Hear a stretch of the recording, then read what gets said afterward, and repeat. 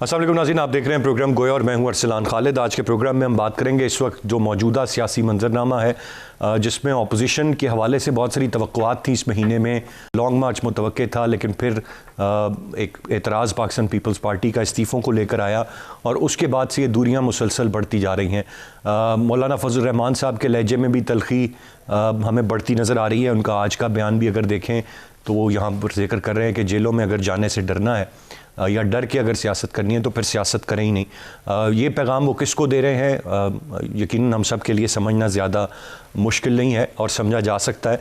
इसके साथ साथ एक और जो बड़ी वाज़ेह दरार है वो इस वक्त सेनेट में अपोजिशन लीडर पर इत्तफाक ना होना, यानी कि PMLN भी चाहती है कि वो अपना अपोजिशन लीडर लेकर आए और पीपल्स पार्टी अपने अपोजिशन लीडर को लाने पर मुसर है। दो नाम इस हवाले से सामने आए हैं, लेकिन बहुत सारे ज़राए से ये भी पता लग रहा है कि आज़म तारड़ साहब को जो नामज़द किया पाकिस्तान मुस्लिम लीग नून ने, ये भी PDM में एक जो डिवाइड बनने की बड़ी वजह है, क्योंकि वो पैरवी करते रहे हैं बतौर वकील उन मुलजमान की, पुलिस मुलजमान की जो कि बेनज़ीर भुट्टो शहीद के कत्ल में मुलव्विस थे या जो उस सारे मामले पे मुलजिम थे। इस पर पीपल्स पार्टी ने अपने तहफ़्फ़ुज़ात का भी इजहार किया और कहा गया कि जो सख्त ज़ुबान जरदारी साहब ने PDM के इजलास में इस्तेमाल की उसकी भी वजह यही थी, और फिर उन्होंने सागदार साहब को फ़ोन करके भी इस हवाले से गिला दी। लेकिन इस वक्त ये डिवाइड बढ़ती जा रही है। अब क्या दोबारा से कोई यूनिटी आ सकेगी पीपल्स पार्टी की सेंट्रल एग्जीक्यूटिव कमेटी के इजलास के बाद? क्या मामलात कुछ बेहतरी की तरफ जाएंगे या ये डिवाइड इसी तरह बढ़ेगी, या फिर पीपल्स पार्टी का अपना कोई एजेंडा होगा और 9 जमातें PDM की मिलकर कोई एहतजाज करेंगी? लेकिन फ़िल वक्त जो लॉन्ग मार्च है, एहतजाज है, वो भी मुलतवी हो गया और बज़ाहिर या जल्दी 1-2 महीने के अंदर ऐसा कोई मामला होते हुए नज़र नहीं आ रहा। मैं चाहूँगा आज के प्रोग्राम में हम तफसील से इस आने वाले वक्त के हवाले से बात करें। फिर इमरान खान साहब ने आज फिर दोहराया कि 5 साल बाद एहतसाब होना चाहिए। गो के खुद 100 दिन की बात वो करते थे, लेकिन अब कह रहे हैं 5 साल बाद एहतसाब होना चाहिए। फिर अपने वज़रा को वो हिदायत कर रहे हैं कि अब आखिरी 2 साल हैं, अब काम करें। सवाल पैदा होता है कि पहले 3 साल क्या होता रहा। मैं चाहूँगा कुछ बात हम इस पर भी करें और कि हुकूमत की परफॉर्मेंस क्या रहेगी, और अब ये जो रिलीफ मिला है, क्योंकि कुछ वज़रा ये कह रहे हैं कि ये लॉन्ग मार्च का टल जाना इससे एक रिलीफ है, ये रिलीफ में क्या डिलीवर कर पाएगी ये गवर्नमेंट? मैं चाहूँगा इस पर भी हम बात करें। गेस्ट पार्टिसिपेंट्स का तारुफ कराता चलूँ। प्रोग्राम में हमें ज्वाइन किया है मुर्तज़ा सोलंकी साहब ने, सीनियर तज्ज़ियाकार सहाफ़ी हैं, बहुत शुक्रिया आपके वक्त का। ज़रार खोड़ो साहब हमारे साथ मौजूद हैं, आप भी सीनियर सहाफ़ी और तज्ज़ियाकार हैं, और मोहसिन बेग साहब हमें प्रोग्राम में ज्वाइन कर रहे हैं, आप भी सीनियर सहाफ़ी और तज्ज़ियाकार हैं। तीनों मौजूद मेहमानों का बहुत शुक्रिया। सोलंकी साहब, गुफ्तगू का आगाज़ आपसे, कैसे देख रहे हैं सर ये दूरियाँ जो बढ़ती जा रही हैं? गो के बहुत सब्र तहम्मुल का मुज़ाहरा JUI भी कर रही है, नून लीग भी कर रही है, बाकी जमातें भी कर रही हैं, लेकिन पीपल्स पार्टी की अपनी एक अप्रोच है। और जब वो ये बात करते हैं कि हमने PDM की जमातों से पूछा है कि ठीक है हम इस्तीफ़े दे देते हैं, लेकिन इसके बाद का लाएअमल क्या होगा, तो इस पर कोई वाज़ेह जवाब नहीं है PDM के पास, लिहाजा फिर कोई तुक नहीं बनती कि इस्तीफ़े दे दिए जाएँ। कैसे देखते हैं आप पीपल्स पार्टी के इस मौक़िफ़ को और इन दूरियों? मेरे ख्याल में ये जो बयानबाजी है, इसने जो धूल उड़ाई है उसके कतई नज़र हमें ये देखना होगा कि असल मसला है क्या। जो बुनियादी मसला है वो ये है कि मियां नवाज शरीफ की जमात और JUIF, उनका मफाद इसमें है कि अभी इस वक्त जल्द अज जल्द आम इंतखाबात हों, तमाम असम्बलियों के इंतखाबात हों और उसके नतीजे में एक हुकूमत बने। और उनकी ख्वाहिश ये है कि जो हुकूमत बने वो बाअख्तियार हो, उसके मामलात में मुदाखलत न की जाए, जिस तरीके से 2017 में मुस्लिम लीग नून की हुकूमत को कमज़ोर किया गया और हटाया गया उनके ख्याल में, और जिस तरीके से 2018 के इंतखाबात थे उसके बिल्कुल बरक्स पीपल्स पार्टी जो है उसको काफ़ी परेशानी है मौजूदा निज़ाम से, लेकिन वो परेशानी इस नौयत की नहीं है कि अभी इंतखाबात हो, क्योंकि अगर अभी इंतखाबात होते हैं तो उस पर उनको कुछ नहीं मिलना। ज़्यादा से ज़्यादा उनको सिंध हुकूमत मिल सकती है, वो पहले ही उनके पास है, इसकी कोई ज़मानत नहीं है कि अभी अगर इंतखाबात हों तो जो मौजूदा सिंध हुकूमत है उससे बड़ी अक्सरियत उनके पास है। इसलिए ये जो इस्तीफ़े का जो मामला है वो इसी वजह से जो है वो एक तज़ाद का मौजू बना है, और अभी तकरीबन ये पॉइंट ऑफ नो टर्न पर पहुंच चुके हैं। तो अगर दोनों तरफ अतराफ से कोई लचक नहीं दिखाई जाती, इसके इम्कानात अब मुझे बहुत कम लगते हैं तो मुझे लगता है कि पीपल्स पार्टी के दरवाजे पीटीए पर बंद हो जाएंगे। लॉन्ग मार्च जरूर होगा, लेकिन शायद ईद के बाद होगा। अभी मैं कह नहीं सकता कि बाकी जमातें इस्तीफा देने के अमल की तरफ जाएंगी या नहीं जाएंगी। Rightly set. ज़रार खोड़ो साहब, एक सवाल जो पूछा जा रहा है, एक तासुर जो उभर रहा है और बहुत सारे लोग ये बात कर रहे हैं, कल आपने देखा कुछ सहाफ़ी लंदन में नवाज शरीफ साहब से भी ये सवाल कर रहे थे कि आया ये पीपल्स पार्टी के इस्टेब्लिशमेंट के साथ मामला तय पा गए। आप समझते हैं कि ये मामला है कि कहीं कोई मामला बैक चैनल कोई राब्ते मामला तय होने की बात है, या अगर हम देखें जो पीपल्स पार्टी की सियासत रही है वो 2014 में इमरान खान के धरने में जब तब भी धांधली की बात थी तो वो पार्लियामान में बैठे हुए थे, उन्होंने पार्लियामान में रहने को तरजीह दी और फिर हमने देखा कि कितनी हीटेड डिबेट्स भी होती रही हैं एतजाज़ एहसन साहब, चौधरी निसार साहब के दरमियान, लेकिन वो बैठे रहे। तो ये उनकी वही अप्रोच है आज भी या मामला अदरवाइज है सर? देखिए, जहां तक ये डील की बात है ना यार, यहाँ पर कोई डिकार भी मारता है तो हम कहते हैं डील हो गई है। ठीक है, खुद ही हम डील बनवाते हैं। जब कोई और चीज चली जाती है जो लगता है कि डील के खिलाफ जा रही है, फिर हम कहेंगे डील खत्म हो जाती है। तो इन चीजों को छोड़ें। बैक चैनल जहां तक कॉन्टैक्ट्स होते हैं वो हमेशा चल रहे होते हैं। वो लीग के भी हैं, वो फजल रहमान साहब के भी हैं, वो पाकिस्तान पीपल्स पार्टी के हैं, वो पाकिस्तान और भारत के बीच में भी है। कोई इतनी बड़ी बात नहीं होती। जो अभी मुर्तजा साहब ने कहा है मैं उससे 100% एग्री करता हूं। देखिए, ये ऐसा है कि आप मुझे कहें कि यार आप अपना घर गिरवी रखें और एक लॉटरी खेलते हैं और अगर हम जीत गए तो हमें भी घर मिल जाएगा। और मैं अगर आपसे पूछूं कि मुझे क्या मिलेगा, और कहेंगे शायद आपको जिस घर में आप रह रहे हैं ना वो आपके पास ही रहेगा, वो तो पहले भी मेरे पास है। पीपीपी का डे 1 से ये स्टांस था, ये कोई आजकल की बात नहीं है। ठीक है, इस्तीफे जो हैं वो एक एटम बॉम्ब है, एक न्यूक्लियर ऑप्शन है, march and so on and so forth. मेरा ख्याल है कि पीडीएम की तरफ से तो ये बहुत बड़ी गैम्बल है ना। हम इस्तीफे देंगे, हम मार्च करेंगे और पता नहीं जादू से री इलेक्शन हो जाएंगी, नई इलेक्शन हो जाएंगी। अगर नहीं हुआ तो फिर क्या होगा? मतलब कि आपके साथ पाकिस्तान पीपल्स पार्टी भी सियासी साइड वॉक पर सो रही होगी। जहां तक पाकिस्तान पीपल्स पार्टी की जो पॉलिटिकल लेगेसी को अगर हम बात करें तो जी, post Zia Pakistan people's party ने हमेशा यही किया है कि उनकी कोशिश रही है कि stay with in the system, play politics and play the game of compromise. Benazir Bhutto शहीद के कत्ल के बाद भी आपको याद है कि कातिल लीग के साथ भी आपने बैठाई है। मैं क्रिटिसिज्म नहीं कह रहा, जी जी, ये एक के लिए पॉलिटिकल रियलिटीज होती हैं। हमारा मसला पता है क्या है सर? हम कहते हैं यार नहीं, या तो स्याह हो या तो सफेद हो। जैसे हम कोई बहुत ज्यादा बड़े प्रिंसिपल्स पे खुद बैठे होते हैं कि हम ऐसी बातें कर सकें। ये कोई सरप्राइजिंग नहीं था। एंड इनफैक्ट मेरा ख्याल है कि मौलाना फजलुर रहमान की तरफ से और पाकिस्तान मुस्लिम लीग की तरफ, और बिलखसूस जो उनकी जो हॉक्स हैं, जो अभी मरियम नवाज शरीफ और नवाज शरीफ की जो वहां पे बयानिया चल रहा है, मेरा ख्याल है कि उन्होंने एक तरह से पाकिस्तान पीपल्स पार्टी को एम्बैरस करने की कोशिश की है।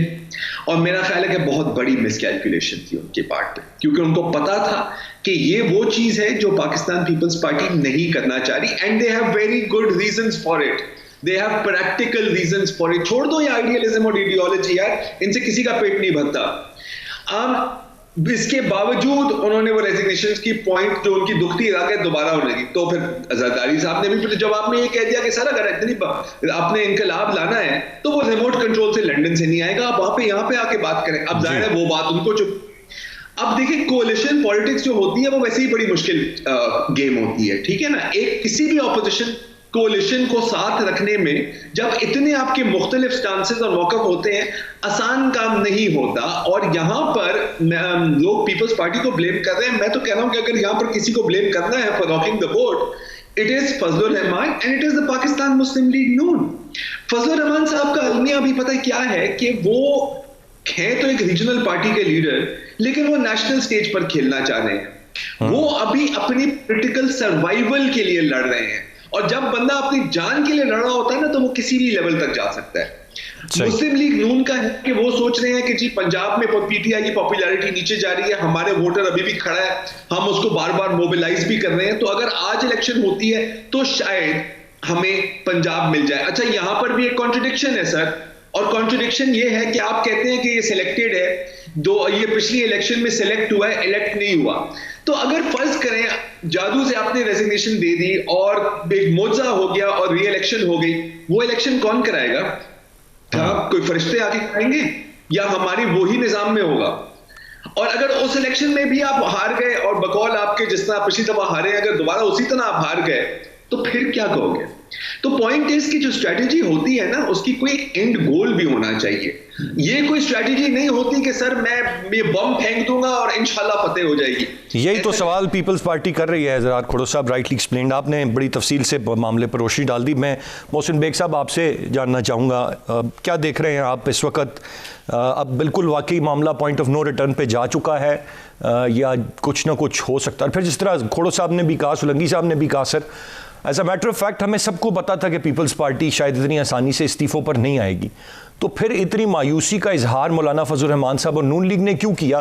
क्या वो इस बात से वाकिफ नहीं थे कि हम बहुत ज़्यादा कुछ मांग रहे हैं पीपल्स पार्टी से? बहुत शुक्रिया जी। मैंने दोनों दोस्तों की भी बात सुनी है। बेसिकली जो जरदारी साहब का पहले दिन से या पीपल्स पार्टी का मौक़िफ़ था वो परवेल किया।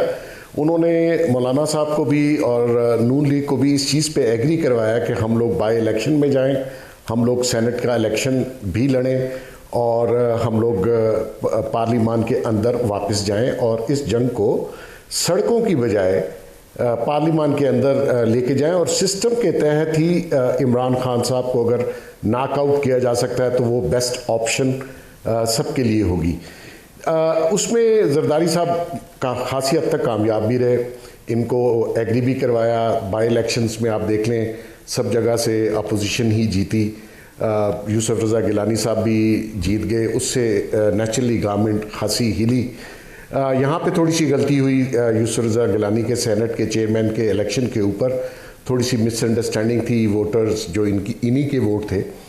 अब जो कल हुआ, परसों जो हुआ, उसमें बेसिकली फिर वही मौक़िफ़ है कि जी रिज़ाइन करें और इस सिस्टम को, जैसे कि खोड़ो साहब ने भी और सोलंकी साहब ने भी बयान किया, देखना ये है कि आया आप ये सब कुछ करके इस गवर्नमेंट को या जिस निज़ाम की खातिर आपने PDM जिस मकसद के लिए PDM बनाई थी कि सिस्टम चेंज किया जाए, सेलेक्टर से जान छुड़ाई जाए और इंटरफेरेंस ना हो और एक इंडिपेंडेंट गवर्नमेंट या एक इंडिपेंडेंट सिस्टम आए, आया वो हो सकता है? नहीं हो सकता, सबको पता है नहीं हो सकता।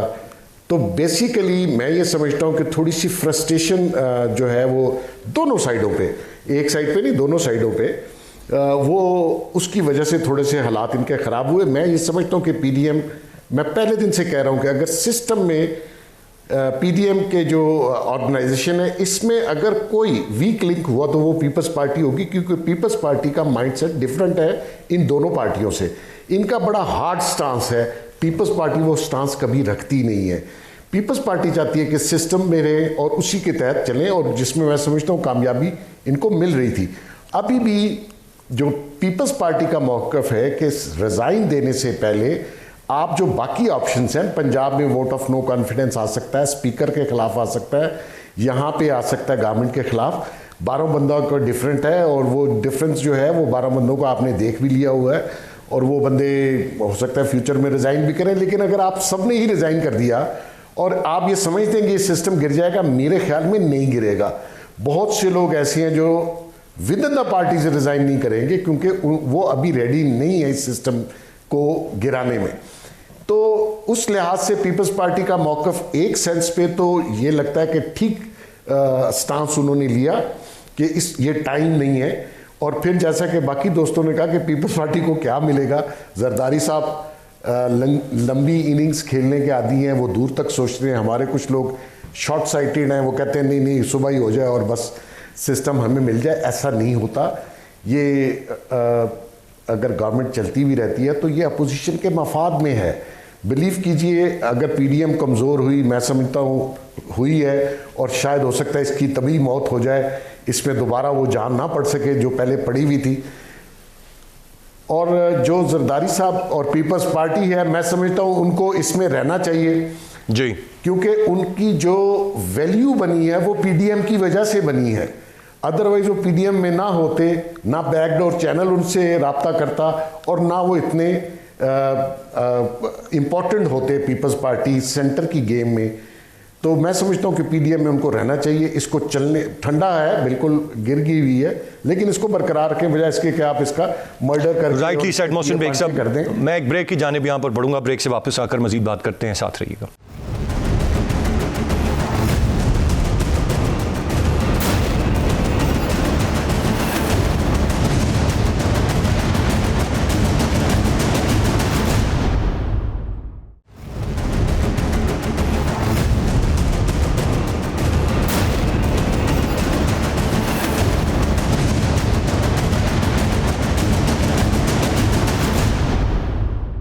जी वेलकम बैक।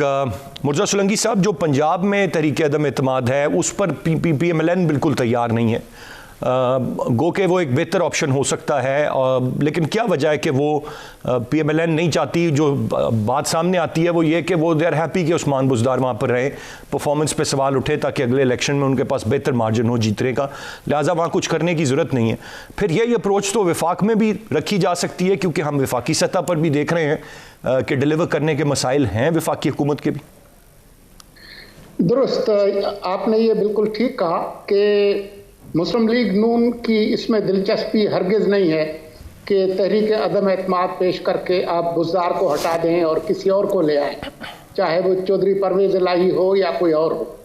इसी तरह से मुस्लिम लीग नून मरकज़ में भी किसी तहरीक अदम एतमाद के हक़ में नहीं है। अगर वो कामयाब भी हो जाए तो उसके हक़ में नहीं है, क्योंकि वो नहीं चाहते कि उसके नतीजे में किसी तौर पे भी मुस्लिम लीग नून पंजाब या मरकज़ में इक़्तिदार के अंदर थोड़े अरसे के लिए आए और उसके बाद 1-1.5 साल के बाद इलेक्शन हो तो वो जो इनकम्बेंसी का जो बोझ है वो अपने कंधों पर उठाना नहीं चाहते। उनकी जो सियासत है उसमें उनको सूट करता है कि नए इंतखाबात, और ये आइडियलिज्म की बुनियाद पे नहीं है, ये प्रैक्टिकल पॉलिटिक्स के हवाले से है। जो नवाज शरीफ साहब के तजुर्बात हैं, जिस तरीके से 3 दफ़ा वो वज़ीर आज़म बने हैं, तो उनकी जमात ये समझती है कि तरीके से एक बेअख्तियार हुकूमत में आना जो है वो ठीक नहीं है। उनका ख्याल इसके बिल्कुल फर्क है। जबकि पीपल्स पार्टी को सूट करता है कि अगर पंजाब में कोई तहरीक अदम एतमाद आ जाए तो उसके नतीजे में उनके लिए रास्ते खुलते हैं, मरकज़ में आ जाए तब भी शायद को कुछ मिल जाए, और इस तरीके से वो मुल्क की जो सियासत है उनके अंदर उनकी एक हैसियत बनती है। तो यही एक बुनियादी फ़र्क है दोनों जमातों के अंदर। अब मुस्लिम लीग नून ये समझती है कि अगर 160 कौमी असम्बली की नशिस्तें जो है उन पे खाली हो जाएं तो उन पे इंतखाबात कराना तकरीबन आम इंतखाबात वाला माहौल होगा, बहुत मुश्किल हो जाएगा, और सिस्टम की जो लेजिटिमेसी है उस पर बहुत सारे सवाल उठ जाएंगे, और ये ऐसा बहरान होगा जो ये हुकूमत नहीं संभाल सकती। सही गलत उनकी कैलकुलेशन यही है। यही वजह है कि इन दोनों जमातों के अंदर इख्तलाफ है, और मुझे लग नहीं रहा कि ये इन इख्तलाफात को दूर कर पाएंगे अगर कोई लचक नहीं दिखाए। लचक नहीं दिखाएंगे। ज़रार खोड़ो साहब, जो एक बात हमेशा से कही जाती रही है कि कोई ऐसा काम ना हो कि किसी तीसरी कुव्वत को कोई मौका मिले, ये जो 160-161 नशिस्तों से इस्तीफ़ों की बात है, अगर ये क्या मौलाना फजल रहमान साहब नून लीग ये तैयार हैं किसी भी कुव्वत को कोई मौका देने के लिए, कायनी बहरान पैदा करके? अगर लेट्स सपोज कि पीपल्स पार्टी मान ही जाती है कि कुछ ना कुछ करके क्या हम इस्तीफ़े दे देते हैं, और अगर इस बात का भी चूँकि एक ऑप्शन आया कि कौमी असम्बली से चले दे देते हैं, बाकी जगहों से नहीं देते, अगर सिर्फ कौमी असम्बली पे मान जाती है पीपल्स पार्टी, तो फिर क्या आप एक आइनी बहरान पैदा करके किसके लिए क्या रास्ता हमवार कर रहे हैं, और फिर जिम्मेदार कौन होगा? कौन सा आइनी बहरान? देखिए, मतलब अगर उनकी अगेन मुर्तजा साहब जो बात कर रहे हैं वो जाहिर है अपना पॉइंट ऑफ व्यू नहीं है उनका, वो बात कर रहे हैं कि जो उनके ख्याल में नवाज शरीफ और मरियम नवाज शरीफ के जहन में, इसमें एक दो काफी बड़ी कॉन्ट्रडिक्शंस हैं या लूप होल्स हैं अगर आप इजाजत दें, और वो ये है कि पिछले इंतखाबात जो थे वो भी तो आम इंतखाबात ही थे ना, जिसमें आप कहते हैं कि जी सिलेक्टर्स आए और फिर ये सिलेक्ट हुई है हुकूमत और ये रिप्रेजेंटेटिव गवर्नमेंट नहीं है, ठीक है। अभी अगर फर्ज करते हैं कि एक आईनी बहरान आता है और आपको इतनी ज्यादा बाई इलेक्शंस करानी पड़ती हैं कि वो it is almost like a general election, वो इलेक्शन किस निजाम के तहत होगा? क्या कोई आप गारंटी दे सकते हैं कि आपके साथ वो ही नहीं होगा जो पिछले इलेक्शन में होगा? सही, there is no guarantee of that. दूसरी बात है कि ये जो बात है कि एक क्राइसिस क्रिएट होगा, अगर हुकूमत ने माना ही नहीं कि ये क्राइसिस है तो फिर आपने क्या करना है? मतलब क्या, अगर वो कहेंगे कि सही है बिस्मिल्लाह जी आपने रिजाइन करना है, आप जाए रिजाइन करें, हम दोबारा इलेक्शन करा देते हैं या हम इसी तरह पार्लियामेंट को चला देंगे, आप क्या करेंगे? आप सुप्रीम कोर्ट में पिटिशन डालेंगे, सुप्रीम कोर्ट आपके हक में फैसला देगी। ये जो क्राइसिस उस वक्त क्राइसिस होता है जब कोई तस्लीम करेगा ये क्राइसिस है। अगर हुकूमत माने ही ना कि ये क्राइसिस है, फिर क्या करेंगे? माय पॉइंट इज कि जो इनकी स्ट्रेटेजी है मुझे समझ में आ रही है, इनकी स्ट्रेटेजी है, I just don't think it's a very good strategy, ठीक है। जहां तक पीपल्स पार्टी का है, again they have a lot to lose. अगर वो क्यों दे इस्तीफे?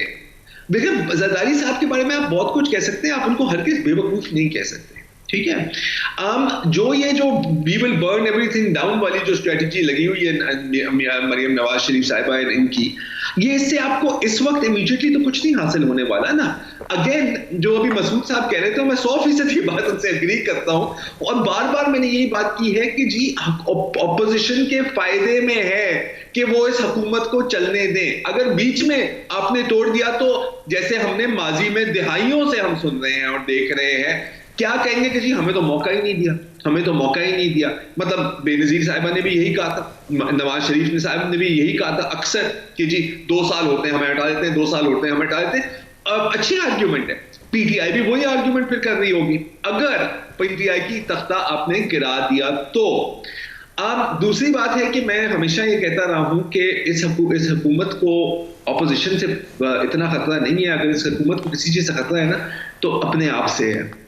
जिस तरह उनका तरीकाकार होता है, जिस तरह उनकी गवर्नेंस या लैक ऑफ गवर्नेंस अगर आप कहें, और जिस तरह 90% हम सिर्फ रेटोरिक ही सुन रहे होते हैं और शायद 10% कोई एक्शन जो होता भी है वो भी उस 90% रेटोरिक के पहाड़ के नीचे दब जाता है।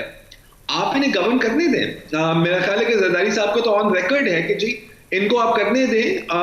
खुद ही फेल होंगे तो फिर खुद ही सिलेक्टर्स भी देख लेंगे कि जी सिलेक्शन अच्छी नहीं थी, और अगर आप कहेंगे जी सिलेक्टर्स का कोई रोल ही नहीं है तो आवाम देख लेगी। Either way in the long term चीजें मुड़कर आपके पास ही आती हैं, क्योंकि ये पाकिस्तान है। मैं आपको एक चीज दिखाना चाह रहा हूं, अगर आप इजाजत दें। जी श्योर। आज आदिल नजम साहब जो हैं, उन्होंने एक बहुत मजेदार पिक्चर ट्वीट की थी। अगर 1 सेकंड सर, मैं बस ये निकाल रहा हूं, 2 सेकंड लगेंगे। ये देखें, ये द मुस्लिम का कार्टून है 1989 का, जब कंबाइंड ऑपोजिशन पीपल्स पार्टी के खिलाफ मुहिम चला रही थी। दोनों यही कह रहे हैं कि जी हुकूमत जमहूरियत के दुश्मन है ऑपोजिशन, और हुकूमत कह रही है ऑपोजिशन जमहूरियत के दुश्मन है। पाकिस्तान की जो तारीख है sir is a circle, okay. और अगर आप लिव्ड लॉन्ग एनफ, आप हमेशा देखेंगे कि घूम फिर कर हम वहां ही आके पहुंच जाएंगे। थोड़ा सा चेंज आता है, मैं ये नहीं कह रहा कि बिल्कुल कोई चेंज नहीं आता, लेकिन ये जो प्रोसेस है ना, इसे दिनों की प्रोसेस नहीं है, ये दिहाइयों का प्रोसेस है। और यहां पर भी ऐसा ही होगा, यहाँ पर भी ऐसा ही होगा, और ये what goes around comes around वाली बात होगी सर। मोहसिन बेग साहब, सर ये अब जो मामला है अपोजिशन लीडर सेनेट में लाने का, अब इससे ज़्यादा और क्या मतलब हम कहें कि अब रास्ते जुदा हो गए, और फिर वो नाम भी वो चूज़ किया जिस पर पीपल्स पार्टी को शदीद तहफ़्फ़ुज़ात थे, आज़म तारड़ साहब का, और मामला भी बहुत सेंसिटिव है कि वो क्या करते रहे, फिर भी उनको ला रहे हैं मुकाबले में। तो ये तो अब ये बात इससे आगे नहीं बढ़ गई कि इनके दरमियान को फूट पड़ गई, गुब्बारे से हवा निकल गई, ये तो अब आमने सामने आ गए लड़ने के लिए, तो ये सूरत बन गई। जी अरसलान, बेसिकली तो मेरा ख्याल में जो उस दिन हुआ इनके इजलास में, उससे तो बज़ाहिर ये नज़र आता है जो गुफ्तगू की गई, जिस अंदाज से की गई दोनों साइडों से, उससे तो लगता है कि फासले बड़े हैं। और जहाँ तक तारड़ साहब का तल्लुक़ है, उनको हाउस का अपोजिशन लीडर बनाना, उस पर मेरे ख्याल में नून लीग ने शायद दूसरा नाम दिया है, सादिया अब्बासी साहिबा का, लेकिन अब शायद पीपल्स पार्टी ये बात ना माने कि उनको बना दिया जाए। लेकिन आने वाले दिनों में मैं समझता हूँ कि थोड़ी सी सेंस परवेट करनी चाहिए, अपोजिशन को थोड़ा सा दोनों साइडों को ठंडा होना चाहिए। ये लंबी इनिंग्स है, आपको आगे बहुत मौके मिलेंगे। जो जरदारी साहब ने सोचा था उसमें थोड़ी सी कमी रह गई।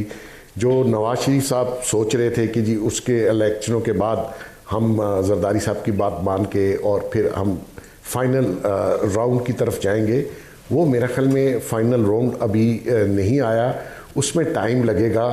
आपको हालात देखने चाहिए। नो डाउट कि नून लीग की पॉपुलैरिटी पंजाब में बुज़दार साहब की वजह से बढ़ी है, क्योंकि वो परफॉर्मेंस, वो गवर्नेंस नहीं हो सकी, लेकिन अभी भी वक्त है। आप तरीके इंसाफ को इसी तरह पंजाब में भी और सेंटर में चलने दें। वो ख़ुद अपनी खामियां, कोताहियों, कमियों की वजह से लोगों के सामने हैं, आपको कुछ ज़्यादा एफर्ट नहीं करनी पड़ रही। तो जहाँ तक बात है वो जो मरियम ने कहा कि जी हमारी पर्ची चली है, अब देखिए उन बेचारों का भी कोई मुस्तकबिल नज़र नहीं आता जिन्होंने वोट दिए थे यूसुफ रज़ा गिलानी साहब को। तो ये बड़ी तहम्मुल की गेम है। सियासत में गुस्सा और जल्दबाजी नहीं होती, आप तहम्मुल से चलते हैं और सोच समझ के चलते हैं। लड़ाई मार कुटाई सियासत में मुनासिब नहीं है, ना हो सकती है।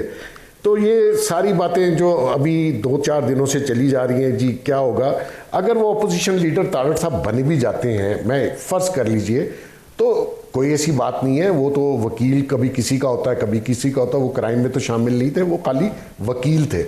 और वकील का पेशा भी ऐसा है, कभी वो आपकी साइड पे होता है और कभी अपोनेंट की साइड पे होता है। तो मैं समझता हूँ कि ये कोई आर्गूमेंट नहीं है, मैं पीपल्स पार्टी का ये आर्गूमेंट बाय नहीं करता।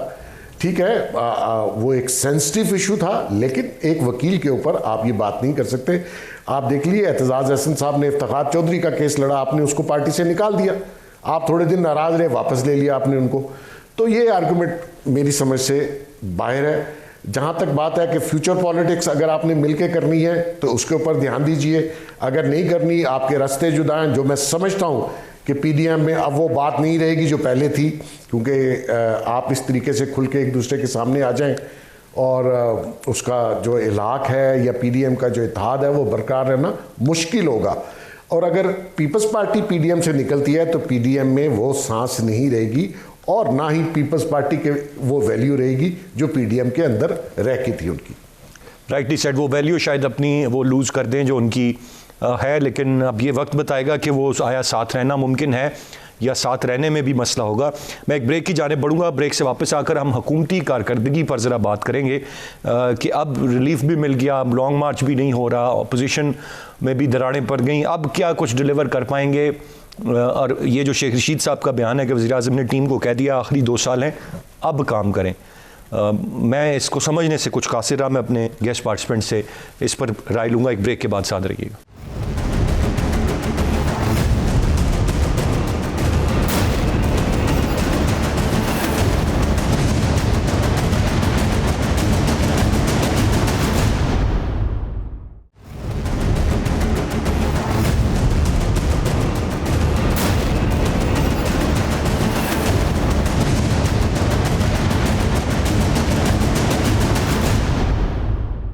जी वेलकम बैक। सोलंकी साहब, जानना चाहूँगा आपसे कि ये तो हमने बात कर ली पीडीएम, उनकी जो सारा मामला था बड़ा तफसील से हमने डिस्कस कर ली, पॉसिबल फ्यूचर क्या हो सकता है उस पर भी बात हो गई। अब सवाल तो ये है कि पॉसिबल फ्यूचर इस गवर्नमेंट का क्या है, क्योंकि जो आवाम है उनको रिलीफ चाहिए इसी गवर्नमेंट से। अब 2 साल 2.5 साल इनके हैं, तो असल मसला तो यह है कि अब आवाम की दादरसी कौन करेगा। और बज़ाहिर कुछ अब आपको नज़र आ रहा है, आज एक मंसूबे का इफ्तिताह किया इमरान खान साहब ने, वो जो घरों की हम बात करते थे आज उन्होंने तकसीम किए कुछ फ्लैट्स और घर मज़दूर तबके में, कुछ बेहतरी आएगी। अब समझते हैं आप डिलीवर करने का वक्त है, अब तक जो काम ये करते रहे थे उसको हमें फिज़िकली दिखाएंगे, नज़र आएगी हमें कोई चीज़। मैं एक जुमले में ये जो हिज़्ब इख्तिलाफ का जो मसला है उस पर एक जुमला कह दूं कि ये पीडीएम के अंदर तय हुआ था कि यूसुफ रज़ा गिलानी चेयरमैन होंगे पीपल्स पार्टी की तरफ से, डिप्टी चेयरमैन जो है वो जेयूआई के गफूर हैदरी होंगे। और बावजूद इस बात के कि 2-3 सेनेटर्स का फ़र्क है, लेकिन मुस्लिम लीग नून जो है उनको आप जो है वो कायदे हिज़्ब इख्तिलाफ का ओहदा देंगे। अब ये किसको बनाते हैं ये किसी और जमात में नहीं तय करना, और ये बात करना कि जी वो कोई केस लड़ रहे हैं कुछ लोगों का, तो मैं समझता हूँ कि ये एक उज़्र लंग है। जो बुनियादी बात है वो ये है कि अगर आप इन चीज़ों में पढ़ेंगे तो चौधरी परवेज़ इलाही का नाम उस ख़त में था बीबी के, जिसमें उन्होंने नाम दिया था कि ये लोग मेरे कत्ल की साजिश कर रहे हैं। फिर वो पीपल्स पार्टी के दौर में वो हुकूमत में भी शामिल हुए और डिप्टी वज़ीर आज़म भी थे। तो ये कोई बात नहीं है। जहाँ तक इनके गवर्नेंस की बात है कि जो सिंधी में हमारे यहाँ एक कहावत है कि जिस सूरज ने उभरते हुए गर्मी नहीं दिखाई तो वो ढलते वक्त क्या गर्मी दिखाएगा। अभी तक 2.5 साल की जो कारकर्दगी है वो बहुत वाज़ेह है कि इन तिलों में तेल नहीं है। न ये मईशत चला सकते हैं, न गवर्नेंस को बेहतर कर सकते हैं, न वफाक को मजबूत कर सकते हैं, न पार्लिमान को मजबूत कर सकते हैं, न कोई कानून साजी कर सकते हैं, पार्लियामेंट जो है वो ऑर्डिनेंस फैक्ट्री बनी हुई है। सदर साहब जो है वो 5 ऑर्डिनेंस जारी कर चुके हैं जो कि मुस्तरद हो चुके हैं। तो मुझे कोई तवक्को नहीं है, मेरे ख्याल में ये जितना लंबा ये हुकूमत क्रीज पे रहेगी उतना उनका कम स्कोर हो। लेकिन सोलंकी साहब, कोई तो शायद बेहतरी की गुंजाइश हो, कोई तो काम अच्छा कर रहे होंगे, या बिल्कुल इट्स 0 मल्टीप्लाई बाय 0, कुछ भी नहीं है, बिल्कुल सिरे से ही नहीं है, या हम कुछ थोड़ी ज्यादती कर जाते हैं कि हम हर चीज में ही फेल करा देते हैं? आप इकोनॉमी को देख लें, 5.8% जीडीपी से पहले साल में 1.9% पे चले गए। ये कोरोना से पहले की बात है, उसके बाद माइनस में चले गए। तो किसी किस्म के ये वो मुल्क है जो कि फूड बास्केट था इस पूरे रीजन की।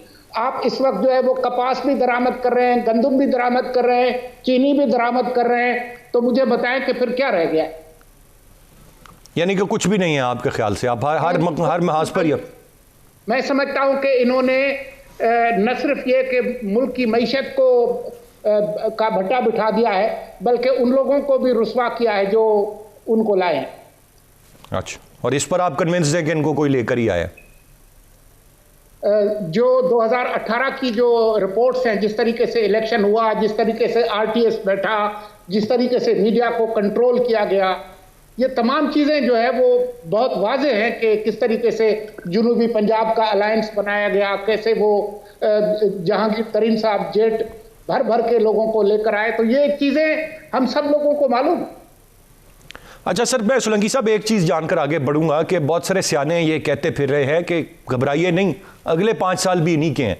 आप तो अभी इन 2 सालों में ये बता रहे हैं, मतलब आगे 2 साल और बिल्कुल कारकर्दगी सिफर। तो ये 5 साल वाली क्या कहानी है? ये आप तक भी पहुंचती है या ये सिर्फ मैं ही सुन रहा हूँ आजकल?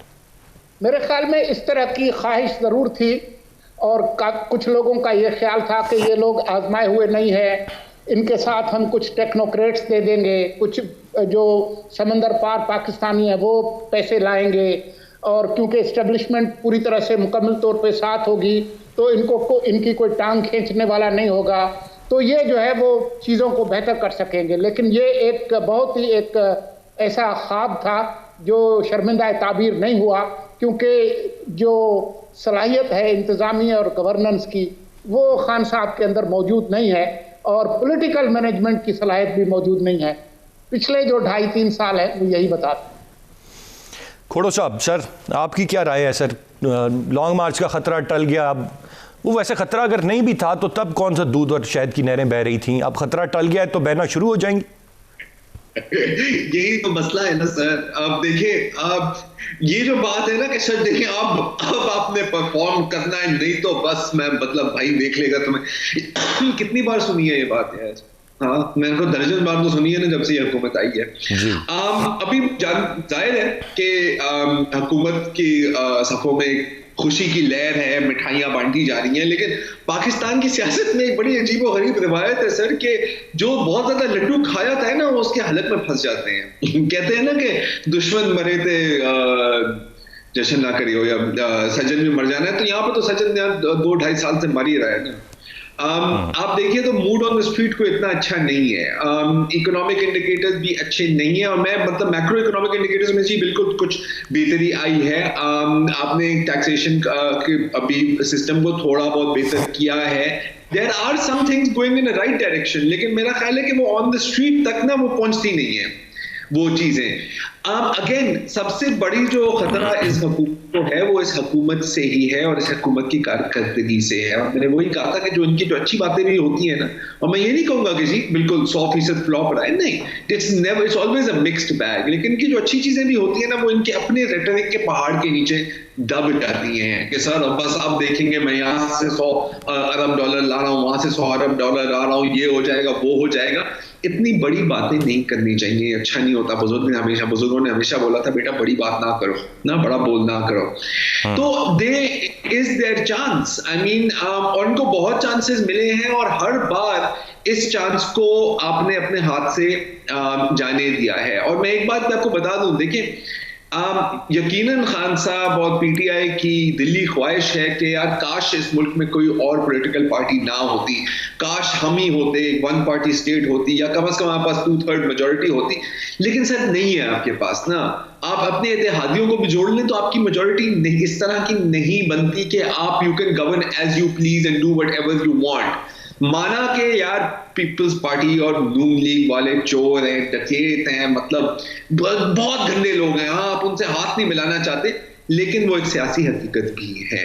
तो you can not wish away the reality. ये जो बातें करते हैं ना कि जी हम इलेक्टोरल रिफॉर्म्स लाएंगे, हम ये करेंगे, हम वो करेंगे, सर वो आप अकेले नहीं कर सकते।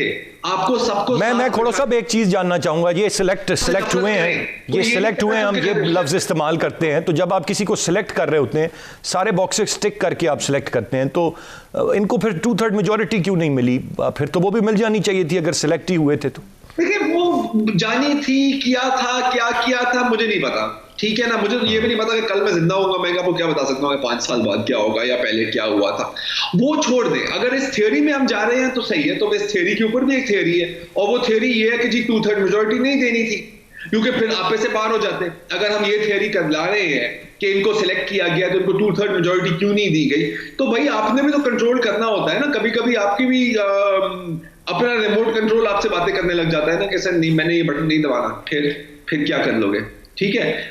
अगर हम ये आर्ग्यूमेंट कहते हैं कि देते हैं, और ये भी किसी हद तक सच है कि जी नवाज शरीफ भी तो इनका ही बंदा था ना, ये जो हम तीसरी कुव्वत की बात करते हैं, हम एस्टैब्लिशमेंट की बात कर रहे हैं ना, राइट जी। अगर हम ये थियरी, तो नवाज शरीफ की जो 2 धाड़ी अक्सरियत थी, आपका क्या ख्याल है कि वो वोट लेके आई थी यार? कम ऑन, ठीक है ना, कुछ वोट मिले थे और फिर कुछ धक्का भी मिला था ना ऊपर वाले भाइयों से। उसका तो रिजल्ट कोई इतना अच्छा नहीं हुआ ना। तो एक इंस्टीट्यूशनल मेमोरी भी एक चीज होती है। अगेन अगर हम इस थ्योरी को ले जा रहे हैं, मैं पर्सनली मैं तो कहता हूं कि जो चीज हो गई है वो हो गई है, आगे की बात करो। और आगे मुझे जो नेशनल चैलेंजेस लगते हैं, आप जीडीपी ग्रोथ अपनी 10% तक भी ले आए ना सर, रियल टर्म्स में वो नेगेटिव है, क्योंकि आपकी पॉपुलेशन ग्रोथ इतनी बढ़ रही है। यू हैव मल्टीपल चैलेंजेस जो एक पार्टी या एक इदारे की बस की बात नहीं है टू हैंडल देम। हम बात करते हैं चार्टर ऑफ डेमोक्रेसी की, आई थिंक हमें तो जरूरत है चार्टर ऑफ इकोनॉमी की भी इसके साथ साथ। अभी बांग्लादेश की गोल्डन जुबली आ रही है सर इसी माह, हर इंडिकेशन में वो हमारे से आगे हैं। क्या हम बैठ सोचकर रोक कर एक सेकंड ये डील या ढील की बकबक से निकल कर क्या हम ये अपने आप से सवाल पूछेंगे कि क्यों और कैसे? कौन सी वो पॉलिसीज थी, उन पॉलिसीज को ओवर गवर्नमेंट्स आपने कैसे इंप्लीमेंट किया, कैसे आपने अपनी पॉपुलेशन कंट्रोल की? एक जमाना था वहां पे तो हम मजाक करते थे ना बांग्लादेश के सेपरेट होने से पहले कि ये तो भूखे नंगे ऐसे हैं, वो है, हाँ ये तो मतलब हमारे लिए लायबिलिटी है। सर आप देखें क्या सिचुएशन है। So these are the problem. Rightly said, थोड़ा सा सिचुएशन हैज चेंज्ड। आपने मार्च होगी या रेजिग्नेशन होगी, अगर हमने लॉन्ग टर्म का सोचना है तो सबको साथ लेकर चलना है, नहीं तो आई गारंटी कि गिरेंगे सब साथ। Rightly said. मैं जानना चाहूँगा बेग साहब, 2 चीज़ें हैं। एक तो हम सुन रहे हैं कि काबीना में फिर कोई रद्दोबदल हो रही है, ये भी खबरें आ रही, और पंजाब के हवाले से क्या आप समझते हैं कि कोई है तब्दीली का इम्कान, या डटे हुए हैं खान साहब के नहीं, बुज़दार साहब नहीं चल रहे? बहुत शुक्रिया। बेसिकली तो मेरा ख्याल में पंजाब की हद तक तो खान साहब डटे हुए हैं। वो ये समझते हैं कि मैं या उनको किसी ने ये बताया कि जब तक आप हैं उस वक्त तक बुज़दार भी है, और बुज़दार है तो आप हैं। ये तोहमत परस्ती शायद इनके दिमाग में बस गई है। आप देखें कि नून लीग से पंजाब 30 साल के बाद वापस आया, और किसके हाथ में आपने दे दिया? आपने पंजाब के वोटरों और सपोर्टरों की तौहीन की। ना ये पीटीआई का फेस था, ना लोगों ने इसको वोट दिया था। जहाँ तक फेडरल गवर्नमेंट की बात है, आप लाख वजीर चेंज कर लें, आईजी चेंज कर लें, चीफ सेक्रेटरी चेंज कर लें, परफॉर्मेंस ऊपर से आती है, डायरेक्शन ऊपर से आती है, विजन ऊपर से आती है। अगर लीडर परफॉर्म नहीं कर पा रहा, लीडर की विजन नहीं है, लीडर गवर्नेंस नहीं जानता, लीडर एडमिनिस्ट्रेटर अच्छा नहीं है। देखिए एडमिनिस्ट्रेटर के लिए ना ऑक्सफोर्ड की डिग्री चाहिए, ना ये जिम्मेदार, ये जो बड़े जागीरदार हैं एडमिनिस्ट्रेटर अच्छे होते हैं, इसलिए वो चला सकते हैं, गवर्नेंस कर सकते हैं। हमारे यहाँ उस चीज़ का फुकदान है। आप लाख चेंज लाइए, अगर आपने कोई विजन नहीं देनी, आपने कोई पॉलिसी नहीं देनी, आप किसी एक डायरेक्शन में लोगों को नहीं लेके जाएंगे, कोई बेहतरी नहीं आएगी। आप फायर फाइटिंग कर रहे हैं, सुबह एक बयान देते हैं, शाम को और देते हैं, ना आपकी विजन का पता चल रहा है। 3 साल आपने तकरीबन गुजार दिए, कोई पॉलिसी किसी भी फील्ड में आपने नहीं दी। इकॉनमी का जैसे दोस्तों ने बात की है, सबके सामने मैं रिपीट नहीं करना चाहता, लेकिन एग्रीकल्चर पॉलिसी देते, उस पर काम करते तो हमारे मुल्क के 90% मसाइल हल हो जाते। ये सोलंकी साहब ने कहा कपास, आप देखिए 12.5 मिलियन बेल्स हमारे यहाँ पैदा होती थी, सिर्फ 6 मिलियन रह गई हैं। 90 अरब रुपया गया। किसी ने पूछा कि वो क्यों गया? और जो काटन एक्सपोर्ट की ये बात करते हैं जी बढ़ गई हमारी एक्सपोर्ट, वो सिर्फ बाय रेट बढ़ा है, 60 सेंट से हो गया 92 सेंट्स, तो उससे आपके डॉलर बढ़ गए।